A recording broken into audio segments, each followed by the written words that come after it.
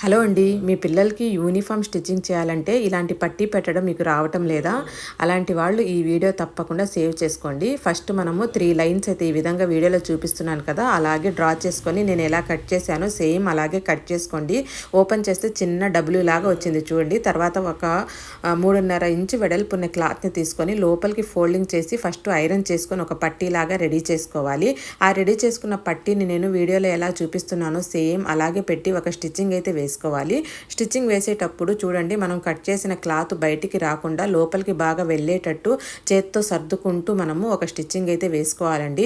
చాలామంది టైలర్స్కి ఇలాంటి పట్టీ వేసి కుట్టడం రాదండి. అలాంటి వాళ్ళు ఈ వీడియోని తప్పకుండా సేవ్ చేసుకోండి. అంతేనండి, ఎక్స్ట్రా క్లాత్ని కట్ చేసేసాము. చూడండి, మనం ఓపెన్ చేస్తే ఇలా వచ్చింది కదా, దీన్ని మనం ఈ విధంగా ఫోల్డింగ్ చేయాలి.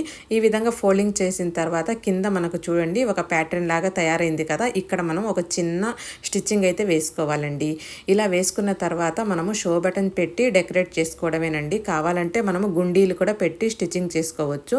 ఈ పట్టీ చాలా మంది కుట్టడం రాదండి. అలాంటి వాళ్ళు ఈ వీడియోని మిస్ అవ్వకండి. మీ ఫ్రెండ్స్ అండ్ ఫ్యామిలీ మెంబర్స్కి మా వీడియోని తప్పకుండా షేర్ చేయండి. మా వీడియో నచ్చితే ఒక లైక్ ఇవ్వండి. Thank you.